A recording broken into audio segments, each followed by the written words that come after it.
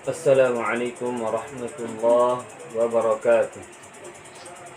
Alhamdulillah, wassalatu wassalamu ala rasulillah wa ala alihi wa sahbihi wa mawala, amma ba'd. Para siswa-siswi Madrasah Aliyah Darul Ulum Palangkaraya, kelas 10 agama, mata pelajaran usul fikih.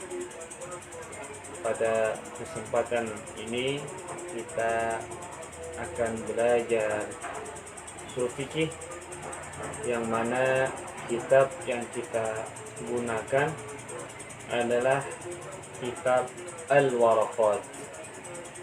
Kitab Al-Waraqat ini adalah karya Imam Al-Haramain. Imam Al-Haramain.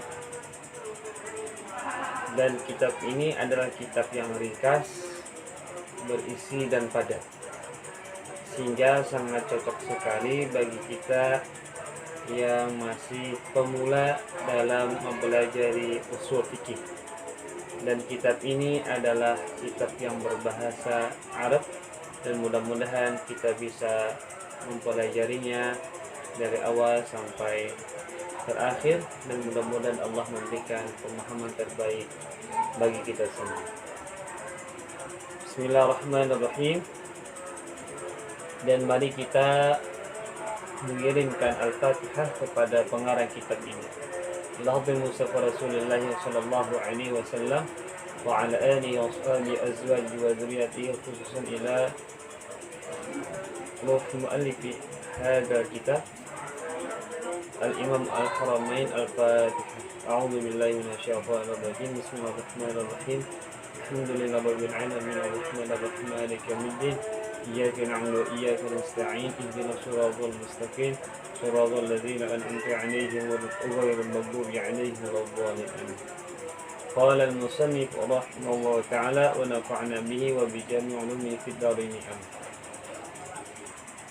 Nah, saya dalam memahami kitab Al-Waraqat ini, saya mengambil syarah dari Imam Jalaluddin Al-Mahalli. Imam Jalaluddin Al-Mahalli untuk sebagai syarah atau penjelas dari matan Al-Waraqat yang dikarang oleh Imam Al-Haramain. Qala al-musannif rahimahullah ta'ala wa nafa'na bihi wa bi jami' ulumihi fid dharain amin. Bismillahirrahmanirrahim. Pengarang kitab Al-Waraqat ini memulai kitabnya dengan Bismillahirrahmanirrahim, dengan menyebut nama Allah yang Maha Pengasih lagi Maha Penyayang. Memang ini adalah tradisi atau kebiasaan baik yang dilakukan oleh para ulama ketika mereka menulis kitab. Mereka memulainya dengan Bismillahirrahmanirrahim. Alasannya yang pertama adalah karena amalan bil Qur'anil Azim, karena mengamalkan apa yang diisyaratkan oleh Al-Quranul Karim, yang mana di setiap surahnya dimulai dengan basmalah, yang mana di setiap surahnya selain surah Al-Bara'ah dimulai dengan basmalah. Oleh karenanya para ulama menganggap baik ketika memulai kitab itu dengan basmalah, karena mengamalkan sebagaimana yang diisyaratkan oleh Al-Quranul Karim. Yang kedua, amalan bil hadithi an-nabi sallallahu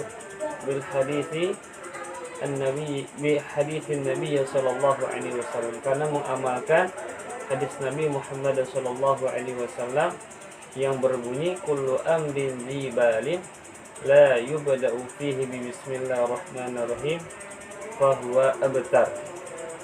Riwayat lain mengatakan fahuwa aqta' wa ajzam.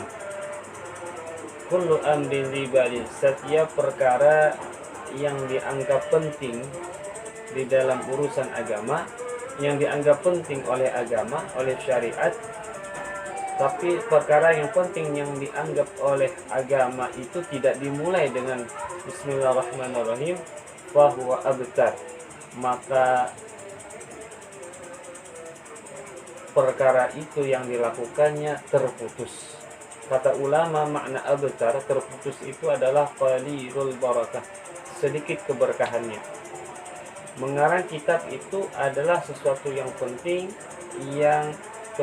dianggap oleh agama. Maka hendaknya kita memulainya dengan Bismillahirrahmanirrahim. Tapi ketika tidak memulainya dengan Bismillahirrahmanirrahim, maka qalilul barakah, sedikit keberkahannya.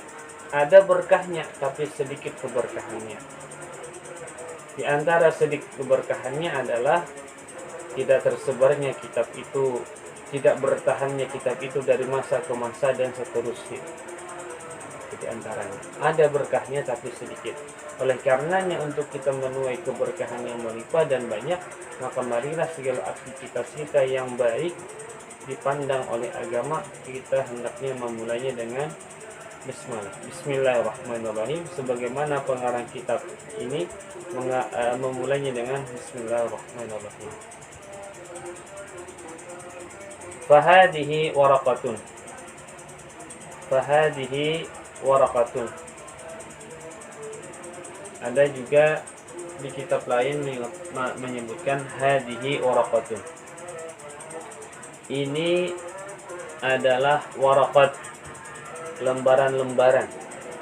Jadi lembaran-lembaran. Waraqat itu jamak muannas salim, dan jamak muannas salim itu adalah jamak killah, jamak yang menunjukkan sedikit.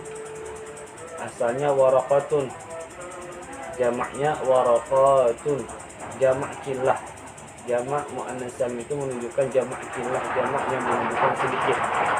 Kalau awraqun asalnya waraqun, awraqun itu jamak kasrah, jamak taksir yang menunjukkan jamak kasrah, jamak yang menunjukkan kasrah, banyak. Artinya apa? Bahwa kitab ini benar-benar tipis. Hadhihi waraqatun, hadhihi waraqatun, ini lembaran-lembaran yang sedikit. Ini lembaran-lembaran yang tidak panjang lebar pembahasannya, tapi singkat, sedikit dan padat. Itu maksudnya hadhihi waraqatun. Sehingga kitab ini dinamai dengan al-waraqat, karena sedikit lembarannya, padat isinya, dan singkat muatannya. Tashtamilu ala ma'rifati usulin min usulil fiqh, yang mana lembaran-lembaran ini, warakat ini, mengandung pengetahuan pasal-pasal dari usul fikih.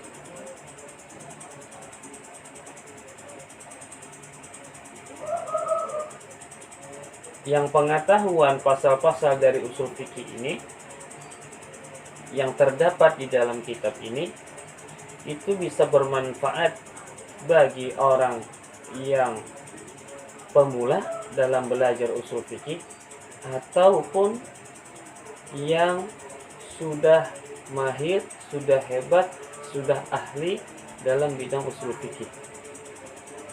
Adapun orang yang pemula dalam usul fikih, maka manfaatnya adalah dia ketika membaca kitab ini, dia lita'allum, belajar, karena dia masih pemula. Ataupun orang yang sudah ahli dalam bidang usul fikih, ketika membaca kitab ini adalah lil mudzakarah, untuk mengingat kembali apa yang sudah ia pelajari.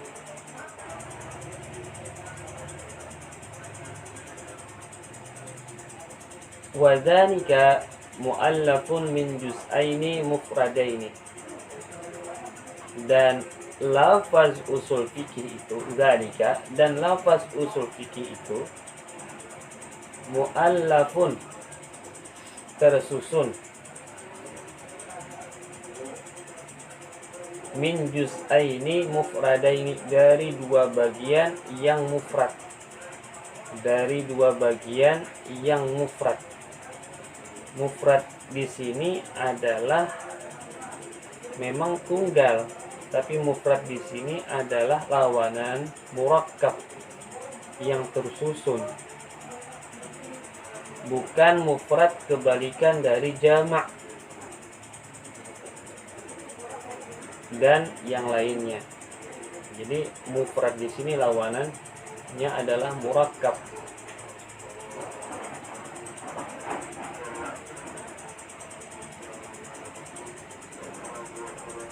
Usulul fiqhi, usulul fiqhi, usulul fiqhi itu, lafaz usulul fiqhi itu adalah dua bagian yang mufrad. Satu usul, dua al-fiqh. Ini dua bagian yang mufrad. Meskipun usul itu secara nyatanya adalah jamak, tapi dalam hal ini dia adalah mufrad. Mufrad. Nah, mudah-mudahan bisa dipahami ya. Karena mufrad dan murakkab ini pembahasannya di dalam ilmu mantik. Jadi kita hanya sekadar yang mengetahui istilahnya sajalah, bahwa mufrad di sini yang penting dia itu adalah lawanan dari murakkab. Lawanan dari murakkab. Misalnya al-murakkab itu misalnya al-hayawanun natiq, itu adalah murakkab. Adapun usul itu tidak murakkab, tapi mufrad, itu maksudnya begitu. Al-hayawanun natiq, hewan yang bisa bertutur, hewan yang bisa bertutur, itu murakkab, lafaz yang murakkab, lafaz yang murakkab. Dua kan langsung, al-hayawanun natiq, hewan yang bisa bertutur. Adapun usul itu tidak murakkab, dia mufrad. Wa dzalika mu'allafun min juz'aini mufradaini, dan lafaz usul fikih itu tersusun dari dua bagian yang mufrad, yaitu usul dan fiqh.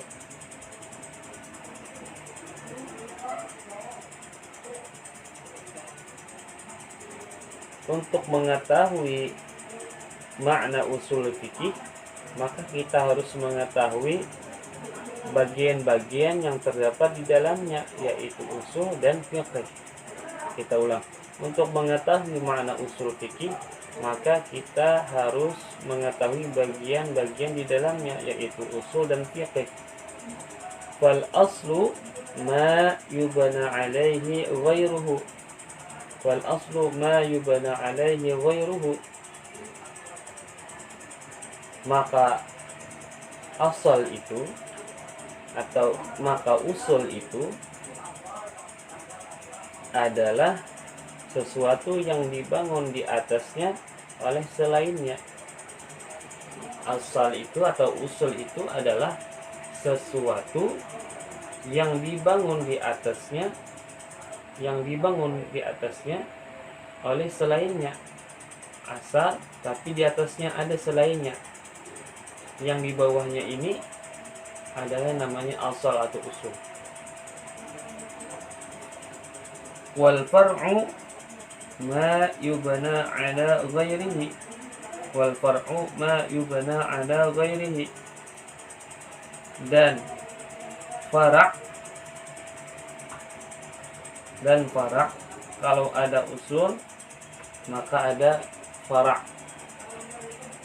Wal far'u, dan fara' itu atau furu' itu adalah ma yubna ala ghairihi, sesuatu yang dibangun atas yang lainnya.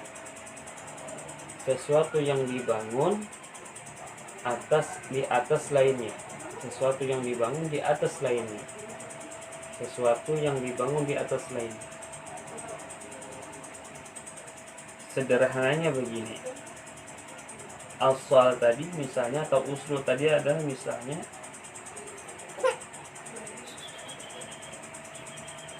aslul jidari, aslul jidari,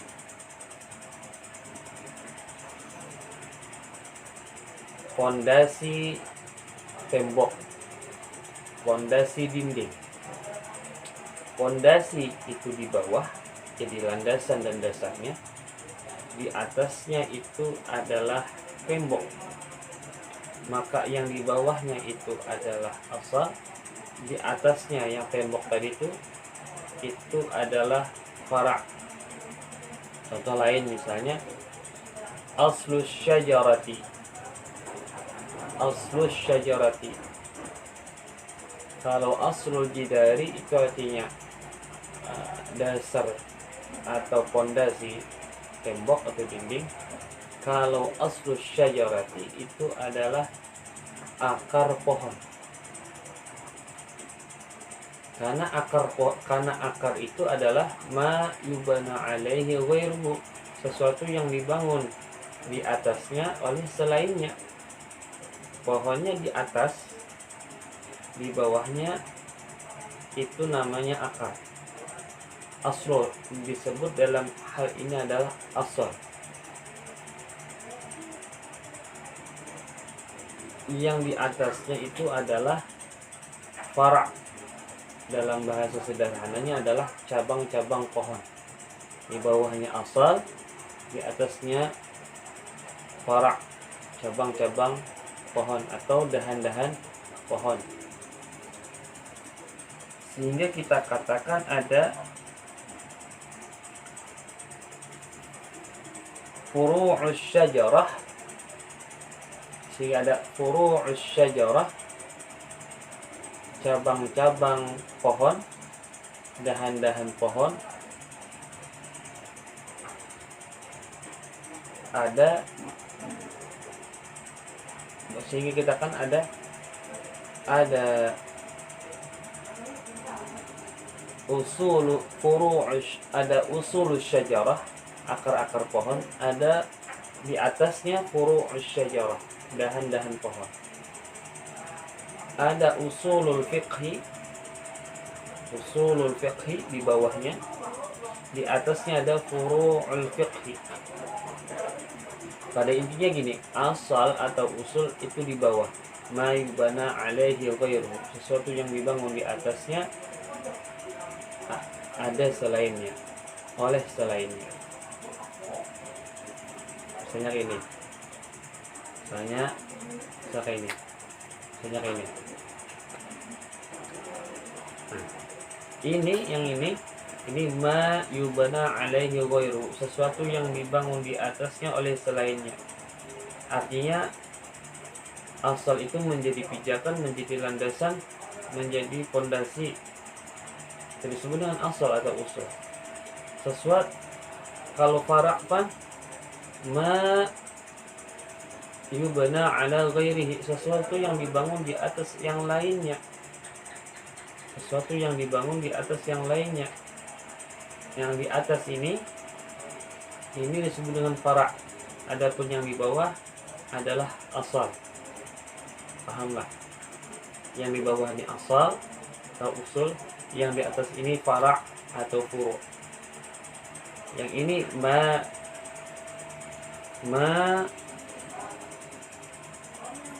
yubana alaihi ghairuhu. Kalau di atas ma yubana ala ghairihi. Kalau yang di bawah ma yubana alaihi ghairuhu, sesuatu yang dibangun di atasnya oleh selainnya. Kalau yang di atas ini ma yubana ala ghairihi, sesuatu yang dibangun di atas yang lainnya. Di bawah disebut dengan asal atau usul, di atas disebut dengan fara' atau furu'. Yang di bawah disebut dengan fondasi, dasar, yang di atas disebut dengan cabang. Pahamlah? Mudah-mudahan bisa dipahami lah. Susah panglah. Semoga Allah Subhanahu wa taala memberikan pemahaman kepada kita.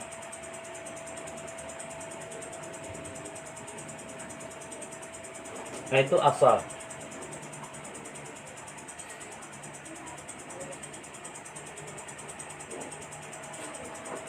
Nah, ini kata ulama adalah asal kan usulul fiqh. Karena kita berbicara tentang usul, maka kita harus mengetahui tentang usul. Dan usul itu ada kebalikannya, itu al-fara'. Dan ini yang pengertian usul atau asal ma yubana alaihi ghairuhu ini secara bahasa. Adapun secara istilah, kata ulama maknanya adalah ad-dalil. Dalil. Jadi secara sederhana, secara istilah, al-asal itu atau usul itu adalah ad-dalil. Dalil. Usulul fiqh, usul sudah kita bahas. Sekarang yang kedua bagian dari usul fiqh adalah al-fiqh. Apa itu fiqh? Wal fiqhu ma'rifatul ahkami syar'iyyati allati tariquha al-ijtihadu. Wal fiqhu al-ahkam ma'rifatul ahkami syar'iyyati allati tariquha al-ijtihadu. Sebelum kita memahami istilah ini, maka kita harus mengetahui al-fiqhu dari segi bahasa. Al-fiqhu dari segi bahasa adalah al-fahmu, memahami atau paham. Jadi al-fiqhu itu memahami atau paham dari segi bahasa. Adapun secara syar'i atau istilah syara', maka fiqh itu adalah sebagaimana yang dikemukakan oleh Imam Al-Haramain dalam kitab Al-Waraqat ini, ma'rifatul ahkami syar'iyyati allati tariquha al-ijtihadu, mengetahui hukum-hukum syar'i, hukum-hukum syariat yang jalan mengetahuinya, yang jalan menetapkannya adalah dengan ijtihad. Mengetahui hukum-hukum syariat yang jalan mengetahuinya, jalan menetapkannya, metode dalam menentukannya adalah dengan ijtihad. Nah, satu-satu. Mengetahui hukum-hukum syariat. Jadi fikih itu mengetahui hukum-hukum syariat. Hukum syariat itu berarti adalah pembahasan tentang agama. Seperti misalnya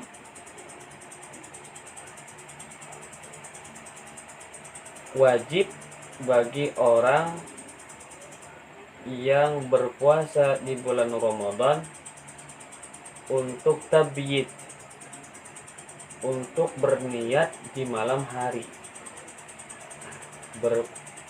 Orang yang berpuasa di bulan Ramadan maka wajib untuk tabyid, berniat di malam hari. Nah, puasa di bulan Ramadan itu adalah al-ahkamu syar'iyyah, pembahasan tentang agama. Apa hukumnya berpuasa di bulan Ramadan? Apa hukumnya berpuasa di bulan Ramadan yang mana ia harus tabyid? Hukumnya adalah harus, wajib, karena itu adalah menjadi syarat sahnya puasa di bulan suci Ramadan dalam mazhab Imam Asy-Syafi'i. Berbeda misalnya 1 tambah 1 sama dengan 2. Itu namanya bukan hukum syar'i, tapi itu hukum akli. Misalnya lagi bahwa ada orang melihat api itu membakar, itu bukan hukum syar'i, tapi itu al-ahkamul hissiyah, hukum-hukum hissi, panca indera, karena dia melihat api itu membakar. Dan hukum-hukum syariat ini allati tariquha al-ijtihadu, yang metode menetapkannya, cara mengetahuinya adalah dengan ijtihad. Berarti ini pembahasan yang khilafiyah, yang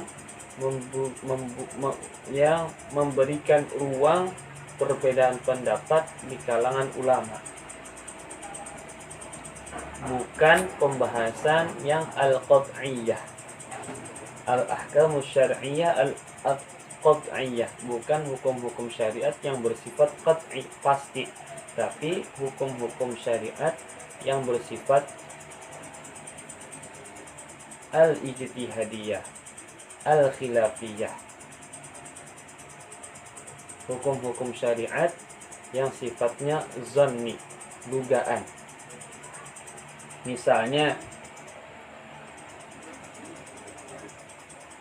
salat witir itu sunnah, salat witir itu sunnah dalam mazhab Imam Asy-Syafi'i, tapi di dalam mazhab lain ada yang mengatakan bahwa salat witir itu wajib. Oleh karenanya berarti ada perbedaan pendapat. Berarti masalah witir ini adalah fiqh, karena terjadi perbedaan pendapat. Karena cara menetapkannya witir itu bisa sunnah, bisa wajib adalah dengan cara al-ijtihad. Apa itu ijtihad? Badlul wus'i fi bulughil gharadi, mencurahkan segala kemampuan untuk mencapai tujuan. Mencurahkan segala kemampuan untuk mencapai tujuan. Apa tujuan? Menetapkan hukum. Sehingga hasilnya adalah zanni, bersifat dugaan, bukan qat'i, bukan pasti. Sehingga yang disebut fikih itu adalah yang bersifat zanni, bersifat dugaan yang kuat, bukan qat'i. Semisal tadi adalah sholat witir itu sunnah, tapi ternyata itu dalam mazhab Asy-Syafi'i, tapi dalam mazhab lain ada yang mengatakan wajib, sehingga menetapkan witir itu adalah dengan ijtihad, sehingga hasilnya adalah zon, ada dugaan kuat, sehingga ada terjadi perbedaan pendapat di kalangan ulama. Kalau seandainya salat ada yang mengatakan bahwa, atau pengetahuan seseorang tentang salat 5 waktu itu wajib, maka itu bukan fiqh. Salat 5 waktu itu wajib, itu bukan fikih, meskipun itu adalah hukum syariat, tapi itu bukan fikih. Kenapa bukan fikih atau tidak disebut fikih? Karena salat 5 waktu itu wajib, itu adalah qat'i, sebuah kepastian, sehingga tidak disebut dengan fiqih. Berbeda dengan yang tadi, misalnya sholat witir itu sunnah, maka itu adalah fiqih karena terjadi perbedaan pendapat. Sederhananya adalah fiqih itu mengetahui hukum-hukum syariat yang cara menetapkannya, jalan mengetahuinya adalah dengan ijtihad. Seperti misalnya sholat witir tadi itu sunnah, tapi ternyata itu dalam mazhab Asy-Syafi'i, dalam mazhab lain itu wajib, sehingga berarti itu disebut fiqh karena pendekatannya atau menetapkannya dengan ijtihad. Berbeda dengan misalnya ada orang yang mengatakan bahwa sholat 5 waktu itu wajib, itu bukan fiqh. Tetapi kenapa tidak disebut dengan fiqh? Karena itu bersifat pasti. Yang kita bahas bahwa fikih itu adalah sifatnya zanni, dugaan, sehingga membuka perbedaan pendapat. Adapun qat'i tadi, baik orang yang berilmu, ulama ataupun orang awam mengetahui bahwa memang sholat 5 waktu itu wajib, berzina itu haram, mencuri itu haram, baik ulama maupun orang awam mengetahui bahwa itu memang dilarang. berbeda dengan sholat witir tadi. Barangkali ada orang yang mengatakan sunnah, ketika dikatakan wajib dia kebingungan. Nah, itu artinya sholat witir tadi itu adalah masalah sholat witir tadi itu adalah fiqih, karena membuka ruang perbedaan pendapat, karena cara menetapkannya adalah dengan ijtihad, mencurahkan segala kemampuan untuk mencapai tujuan, yakni menetapkan hukum-hukum syariat. Lalu apa yang disebut dengan usul fiqih? Asal sudah tadi kita jelaskan, fiqih sudah kita jelaskan. Lalu apa itu usul fiqih? Nah, usul fikih memang sudah dijelaskan oleh pengarang kitab, tapi di halaman berikutnya, yaitu adalah turuquhu ala sabilil ijmali wa kaifiyatul istidlali biha.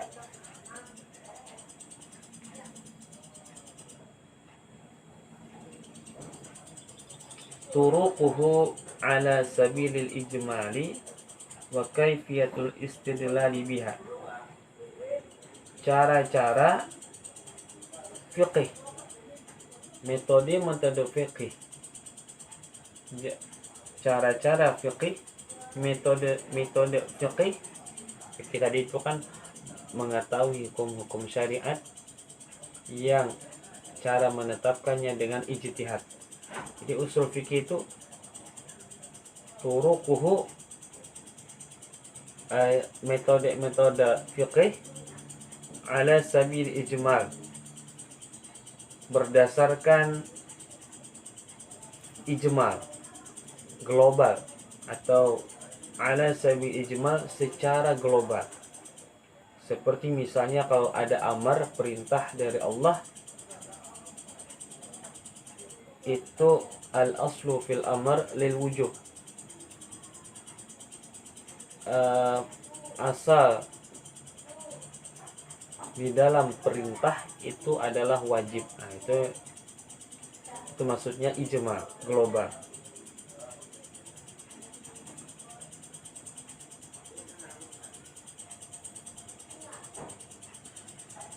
Wa kaifiyatul istidlali biha, dan cara penarikan kesimpulan dengan metode fikih tadi. Cara menarik kesimpulan dengan metode fikih tadi. Agak rumit ya makna usul fikih. Nah, itu makna usul fikih. Jadi usul fikih itu metode fikih secara global dan cara penarikan kesimpulan dengan metode fikih. Al-adillatus sam'iyyatu minal kitabi was sunnati wal ijma'i min haitsu isbatul ahkami biha bi tariqil ijtihadi. Dalil-dalil sam'iyyah, dalil sam'iyyah itu minal kitabi was sunnah wal ijma', dari Al-Qur'an, sunnah dan ijma', min haitsu isbatul ahkam, dari segi menetapkan hukumnya hukum syariat, biha dengan dalil-dalil tersebut, bitariqil ijtihadi dengan melalui cara ijtihad. Sehingga usul fikih itu begini alurnya. Ini yang terakhir. Al-Quran dan sunnah itu adalah diumpamakan seperti syajaratun musmirah, pohon yang berbuah. Al-Quran dan sunnah itu seperti syajaratun musmirah, pohon yang berbuah. Lalu ada turuqul istismar, cara-cara atau metode dalam merawat pohon yang berbuah ini agar kelak bisa diambil buahnya. Lalu ada cara-cara untuk merawat pohon yang berbuah ini yang kelak nanti akan diambil buahnya. Turuqul istismar.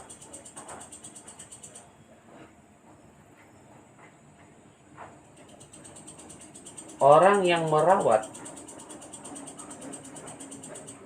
pohon yang berbuah ini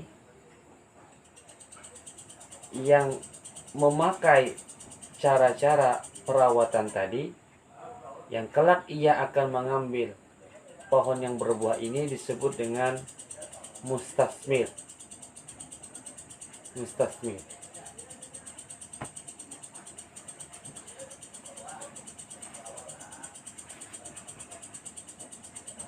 Buahnya yang diambil dari pohon yang berbuah itu disebut dengan samurah, buah. Ulang. Ada syajaratun musmirah, pohon yang berbuah. Ini adalah Al-Quran dan hadis. Lalu ada cara-cara atau metode-metode dalam perawatannya yang kelak ia akan mengambil buah itu. Ini namanya usul fikih. Ini namanya usul fikih. Orang yang memakai cara-cara perawatan tadi yang kelak ia akan mengambil buahnya disebut dengan mujtahid. Dan buah yang diambil dari pohon yang berbuah tadi dengan cara-cara perawatan tadi yang dilakukan oleh orang yang merawat tadi, maka ini disebut dengan fiqih. Jadi usul fikih itu seperti cara-cara merawat pohon yang berbuah agar bisa memetik buah dan menghasilkan buah. Jadi usul fikih itu adalah cara atau metode dalam menghasilkan hukum agama yang melalui dengan ijtihad yang dilakukan oleh seorang mujtahid. Kita ulang. Jadi usul fikih itu seperti cara-cara atau metode-metode dalam menarik kesimpulan dari berbagai dalil, baik itu Al-Quran dan hadis, yang dilakukan dengan ijtihad oleh seorang mujtahid. Nah, itu usul fikih begitu. Sehingga menghasilkan sebuah hukum yang disebut itu adalah fikih. Nah, sekiranya itulah tentang usul fikih. Jadi usul fikih itu ringkasnya adalah cara-cara atau metode-metode dalam menetapkan atau menarik kesimpulan hukum yang menetapkannya dengan cara ijtihad yang dilakukan oleh seorang mujtahid sehingga menghasilkan hukum yang disebut dengan fiqh. Mudah-mudahan ada manfaatnya. Kalau tidak jelas, mudah-mudahan nanti bisa jelas, karena ini nanti bersambung. Artinya barangkali ini belum jelas, nanti belajar berikutnya menjadi lebih jelas. Mudah-mudahan Allah Subhanahu wa taala memberikan kemudahan kepada kita untuk mempelajari ilmu agama, terutama tentang usul fikih. Demikian, Assalamualaikum warahmatullahi wabarakatuh.